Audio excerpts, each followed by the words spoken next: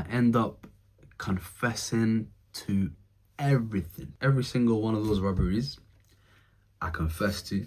I told the police everything, under the assumption that this is essentially like a plea deal. When I meet up with my barrister and he starts telling me the sentencing guidelines, he's telling me that, yeah, it starts at 3 years. After like the second or third time he said 3 years, I'm like, yo, big man, you must not know about the deal that I got. Like, you must be new here, type shit.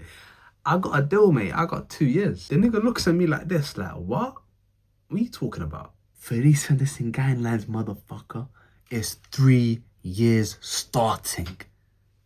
Nothing lower. I got bamboozled. He ended up sentencing me to 4 years, and he's grabbed me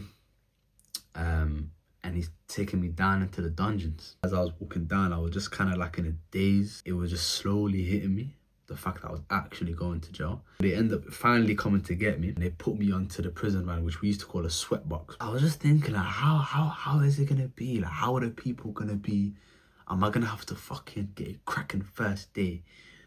Or the people gonna try to test me straight away? My mind's just racing. Finally, we end up getting there.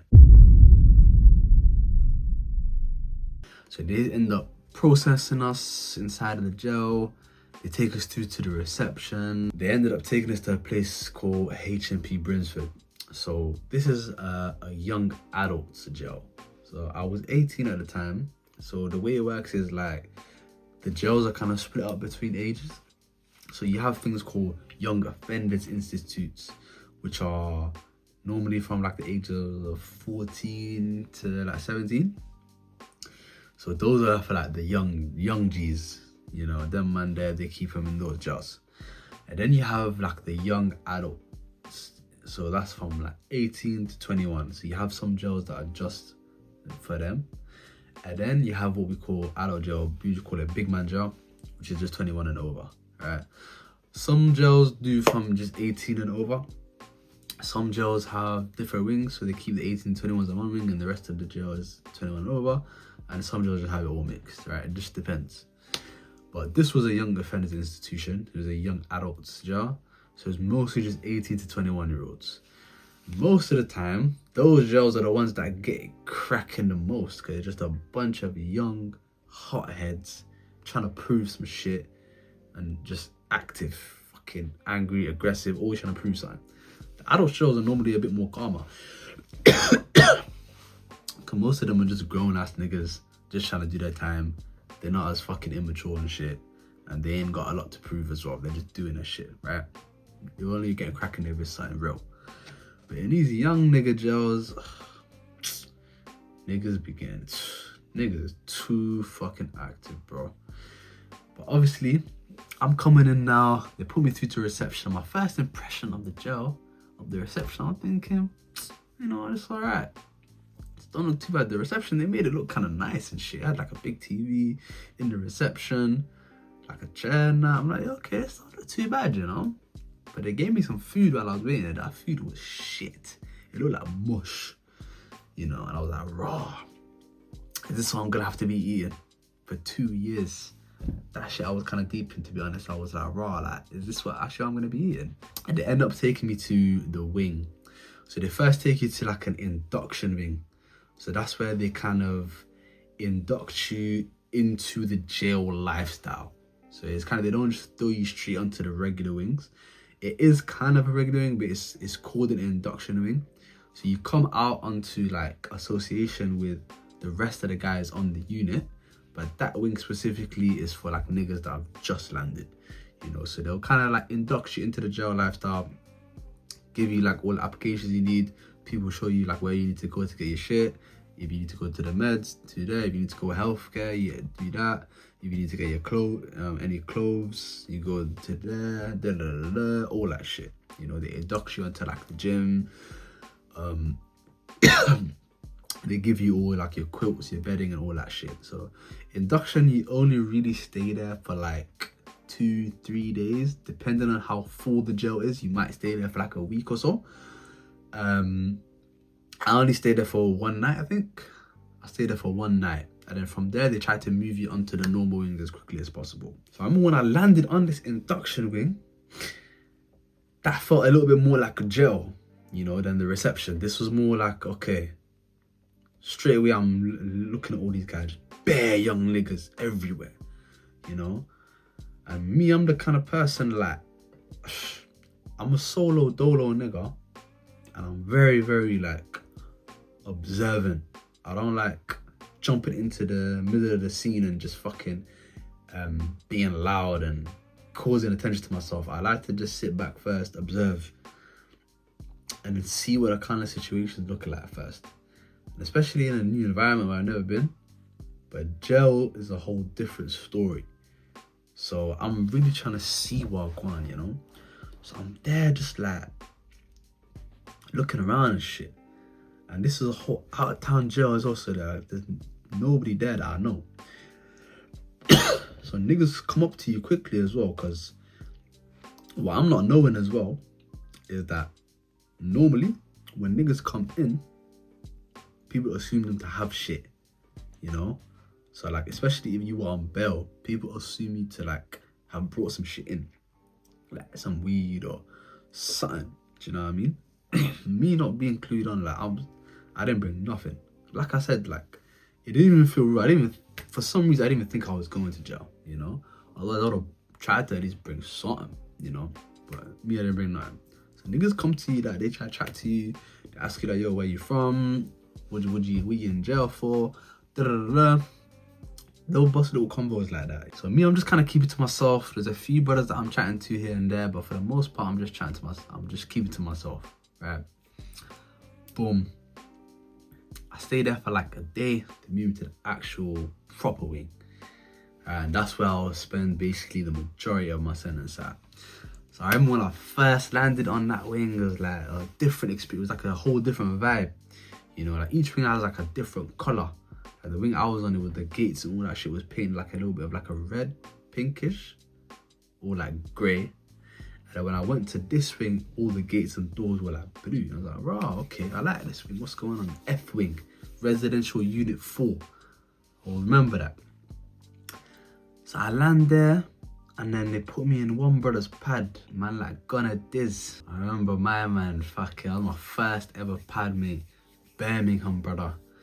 You know, that was my first introduction to the real jail lifestyle. First got introduced to my pad, you know, the pads were alright, you know, like a little bit spacious. Like the way it was set up was like, we have a room here and like a bunk bed with a table here. We got a TV. And I was like, bro, I didn't even know we got TVs in jail. I was like, okay, it's a little small TV like this, but yeah, it's a TV nonetheless, you get me? And then we got the room on that side where the toilet and shit like that is. So I'm like, you know what? It's not too bad, you know, I can hack this. My pad mate ends up coming over to me and we start chopping it up. You know, we start chatting about, yo, where are you from? What are you in jail for? He was actually in jail for drugs and shit. Then these niggas was trapping. We started like getting to know each other, like we're a similar age. I think we were the same age. And he was a cool Donny, you know. He introduced me to the rest of his guys and that. And we started becoming a lot closer, you know. And they had the wing patterned. I can't lie, like they had fucking loud, they had phones, they had fucking wing jobs, like so the door would be open and shit, and like they was comfy on the wing, you know. They was like cool with the govs, so they had like they had that control on the wing, you know. So when I started chatting to them and stuff like that, they started introducing me to all the patterns, you know. They started introducing me to like the hustle, the way you can make bread in jail, like really introduced me to that jail lifestyle. And over time, I would just take it and run with it, you know. But while I was still new, I was still, you know, just observing, seeing how these men are doing their shit, see how they're just going on their day-to-day, how they're handling their sentences. So we started coming a little bit close and shit.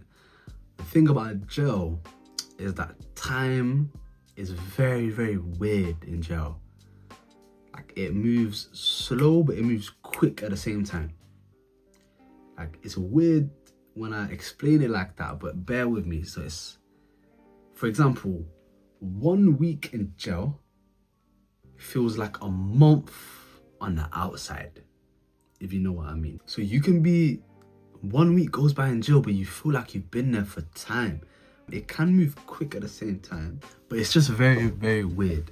But I think the reason is, so you'll be banged up with one guy for a week, but you feel like you've known each other for time.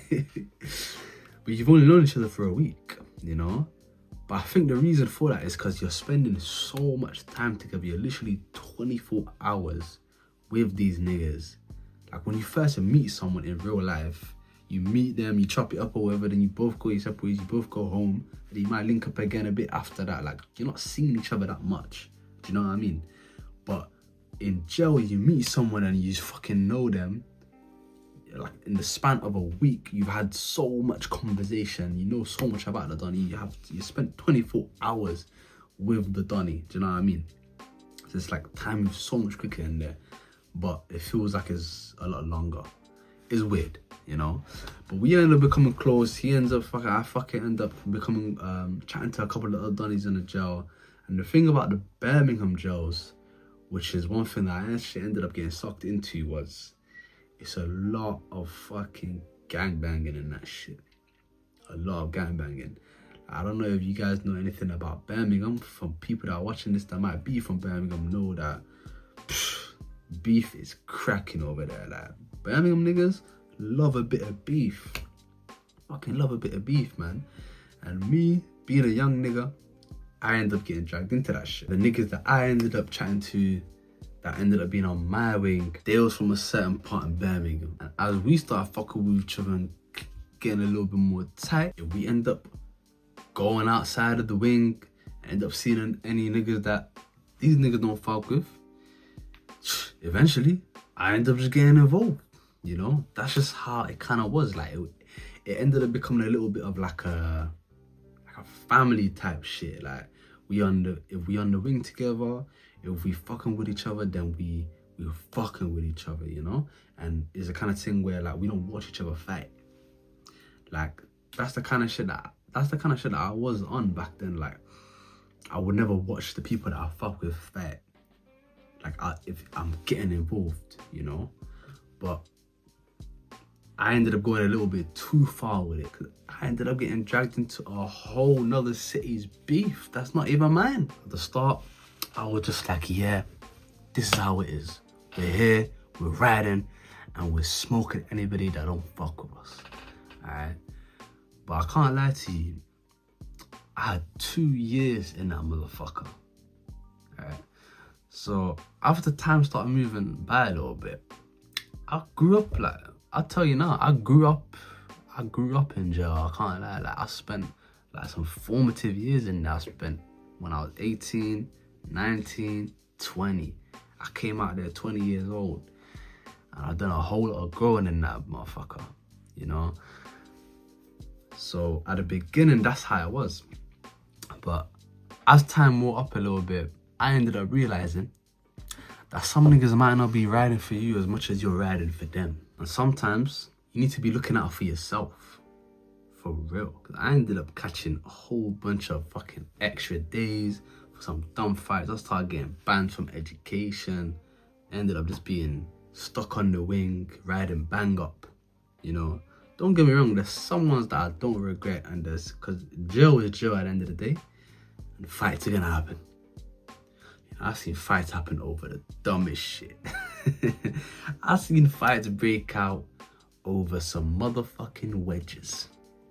A nigga didn't get as much wedges as he wanted, and the guy said, fuck you, you ain't getting no more. And the fight broke out over the surgery. I've seen fights break over the phone. Nigga, get off the phone, now I'm next. Fuck you, nigga. Boom, boom, boom. Like, that's just how it is, alright? But sometimes shit is unavoidable.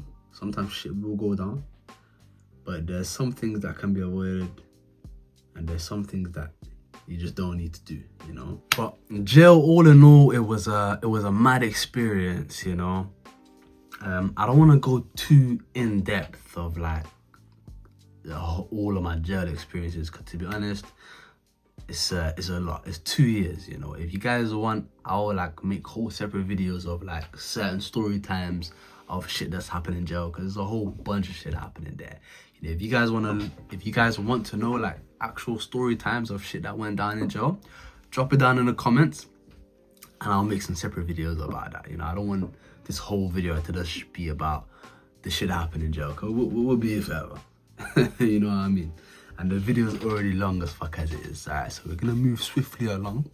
At the end of the day, I grew up in jail. I matured a lot in jail. But I did not change my ways.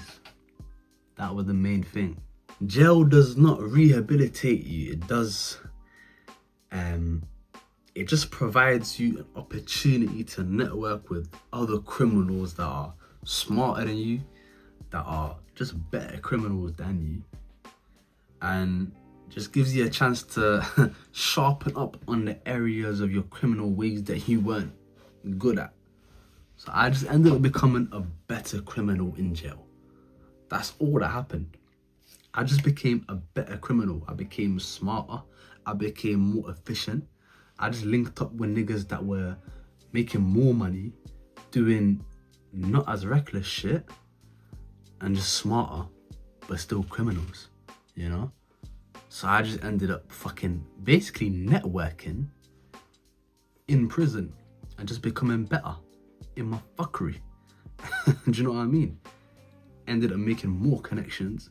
I ended up making plans to come out and just fuck up shit even more, but just do it smarter and less reckless and less stupid. I became a lot less reckless, but I was still on fuckery, let's put it that way. Alright? But don't get me wrong, like, you can go to jail and not come out worse than you went in. But it's all about your mindset as well. Like, what are you thinking? Because there's some people that have gone in there, they might not even been criminals. They might have just done something by accident. They might have ran over somebody and in panic mode just drove off like a donut instead of stopping. So those people like that in jail as well. They're not criminals, but they did some shit where they had to pay for the consequences, you know? And those kind of people there, they're just chill. Like, they just do their thing, they do their time and they come home, you know? But at the end of the day, it is up to your mindset as well. Like, what kind of shit are you thinking? Like, are you thinking that you actually want to get better? But of course, they don't make it easy for you, but it does come down to your mindset and what is it that you actually want to do as well. Because most of the people that are in there, myself included when I was there, we didn't want to change. You know, we didn't really see anything else. This is all everyone's talking about. This is all everyone's doing. This is what we're doing. But there are things that you can do, but it's up to yourself. Like, you actually have to go and take it. Like, you can go to the library and get some books. You can just focus on your gym and train. You know, you can apply for certain jobs in there, try to get your there's some licenses and cards that you can get for like construction and carpentry and shit like that. But it's up to you to go ahead and get that. Like, you gotta take control. Like, that's what I'm saying. It's up to your mindset and what is it that you actually want to do. I'll be honest with you though, jail itself, like the actual experience of jail isn't what really got to me, or it didn't really get me down too much.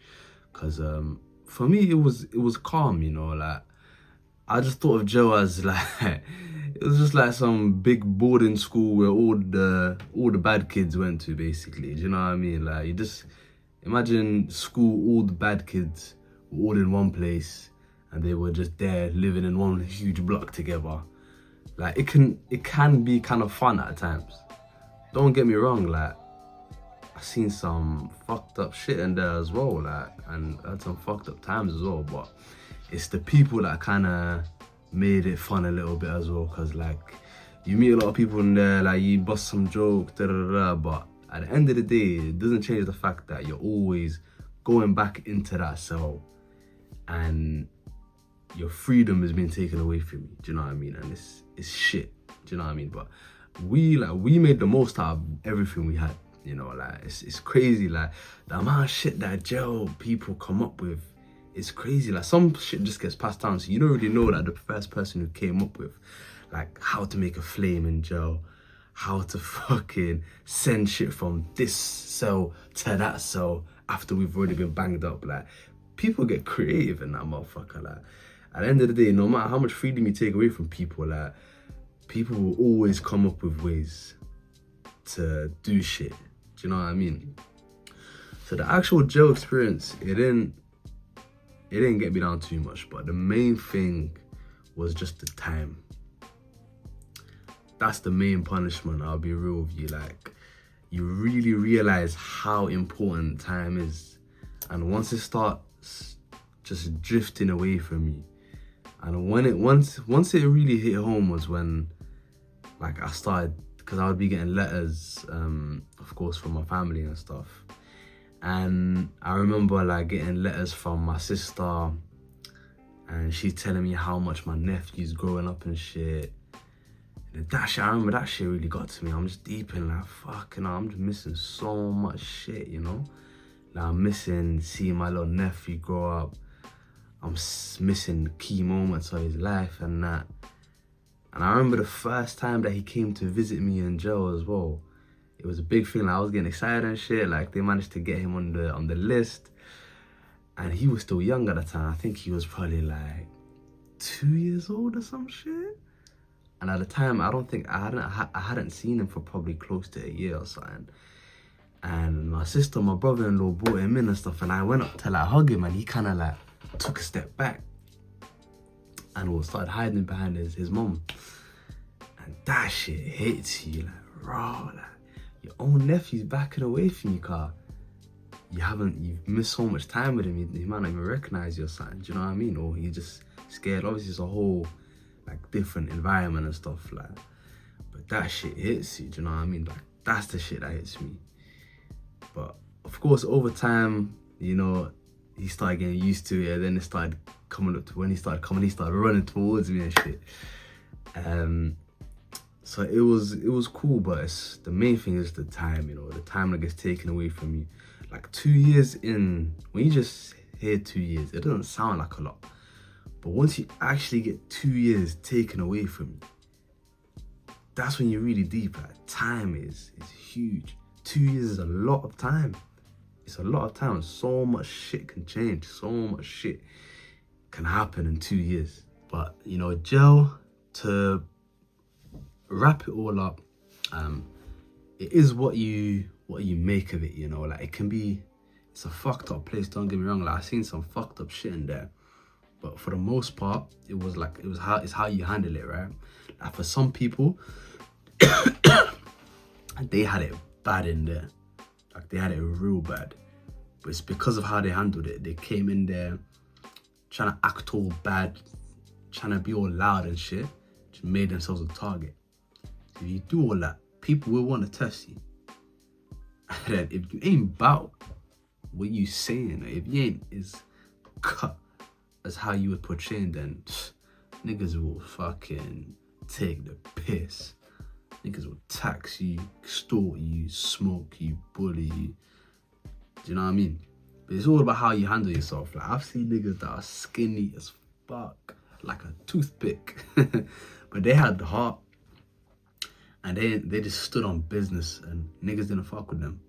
And there's some niggas that are just calm, like, they just did their own shit. They didn't fuck with nobody, but at the same time, like, they didn't act bad or nothing like that. But they weren't to be played with. They just did their own thing, and niggas didn't fuck with them, you know? It's all about how you handle yourself at the end of the day. By the time my sentence was basically nearly over, I had been on that unit for so long. I was more fucking comfy.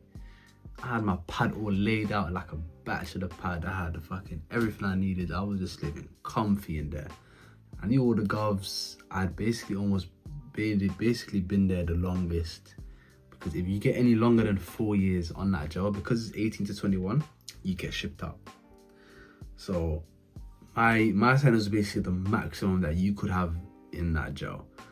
So I had seen people come and go. I had seen people come in, go home, come back, all during my same sentence. Like, it was mad. At the end, by close to the end of my sentence, I felt like I was just a veteran on that wing, and I was just doing what I wanted, basically. But I was just chilling, because I didn't need to do anything. I had a little wing job where I was fucking cleaning the wing, you know, giving the food on the servery. Even though that shit didn't last too long. I had it for a little bit, but that shit didn't last too long. But for the majority of my time, I can't lie, I was just riding bang up. And I had mastered the art of riding bang up, you know, which is, it was quite a stiff bang up, to be honest. We had 23 and a half hours. No. It was around 23 hours, 23-hour bang up.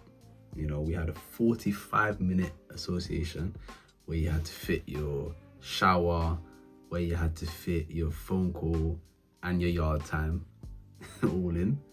And after that, it's just straight bang up. You know, people go to work and stuff like that, and education and stuff, but by the middle part of my sentence, I had already been banned from all of that stuff. So I was basically just on the wing, chilling, just doing my shit. I would go to sleep and fucking just get up, chill. I had a nice little routine. Then I started getting into training and stuff like that. So I would train.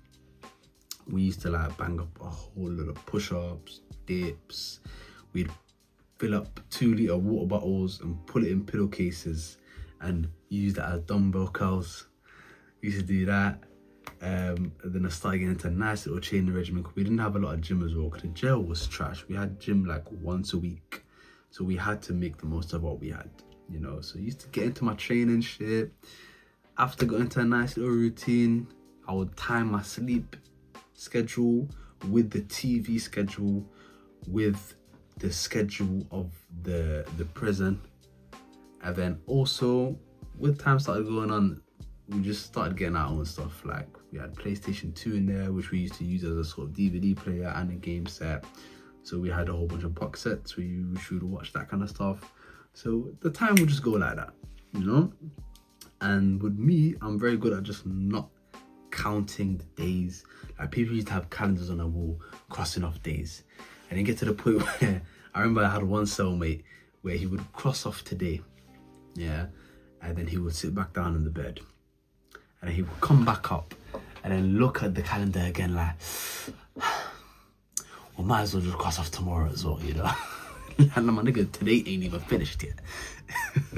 But the counting day shit fucks up people's heads. And phoning home every day as well. I never used to like doing that.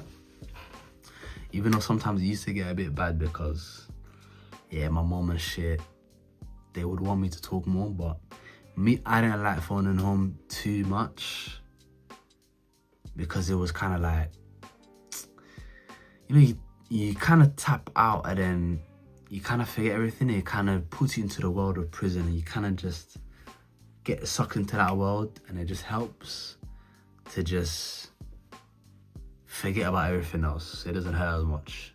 Do you know what I mean? When you call all the time, it's like you keep on hearing about what's going on outside and you keep on thinking about it. I didn't like thinking about it, so I would just say, yeah, I'm here. But I would call once a week, twice a week maybe. Just tapping. It gives you more to talk about as well when you leave a bit of space in there. And then before you know it, it was time to come home. It's crazy, like it was actually time for me to come home. And like I said, I had seen so many people come in and out. I had seen bare people. Like I'm always like so happy for people when they're going home. Like there's never like no like envy or anything bad when you see people go home, and like, but you do get pissed when you see people come home and go home and come back. Like my nigga, like all of us wanna get out of here and you're fucking coming back straight away. Like what you did? Do you know what I mean? But there is that element of when you see people go home, like fuck, like I can't wait for when it's my time. Like I'm not counting down them days, but once it starts to get closer, then the time starts to drag a little bit. Like you start getting a little bit more excited. But I know a lot of people that have been in prison can relate to this as well. Like that excitement, when it starts getting closer, it can turn into a little bit of like almost fear. Because you've gotten so used to this prison life. So especially like if you've done like a little bit of time, like if you've done anything over like 18 months, if you've done like 18 months and over, like for you to really get used to that jail lifestyle, you've gotten so used to it that now like the roads is kind of scary because it's unpredictable.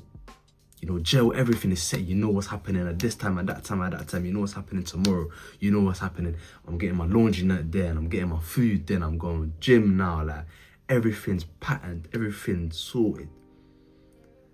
But then, like, the roads are just hella unpredictable. You know, you get that kind of feeling like, raw, like, you know? And some niggas take it far, like, to the point where they crash out just before their release date. So then they get extra days and they get extra sentences. Like, I've seen niggas crash out like that, you know. But obviously for myself, even though I might have had that, like, that little feeling, but my nigga, I'm still coming home. Like, you must be crazy if you think I'm crashing out. But you have that feeling of like, fuck, you know, like, is it actually happening? Am I actually coming home and shit? And with me, I had a whole bunch of other shit, like immigration was trying to deport me and all sorts. Like, that's a whole story for another day. But finally, you know, the day finally comes where I go home. Finally, go through the gate, and it's the slowest motherfucking gate you've ever seen in your life. It's like this. You almost have to, like, motherfucking squeeze through that bitch. Like, get me the hell out of here. It felt weird even breathing in the fresh air from the outside. It's like the air was different. Sleeping in beds feels weird. Fucking eating food feels weird because you're used to just eating bland stuff. I wasn't fully free, so I had an ankle monitor on my leg and I had a curfew from 8 AM to 8 PM. I was really just taking my time, not doing anything crazy, really just chilling, enjoying my freedom. But it gets to the point where after a little bit, I needed to make some move. At the end of the day, like, money have to make. Just laid low, got to hustling a little bit. As time moves on, hustle only gets stronger, hustle only gets harder. A couple months before my license is about to finish, and I was about to be a fully free man, an incident happens that puts a real big spanner in the works that ends up changing my life's direction once more. I don't think I'd be where I am at today if this incident didn't happen.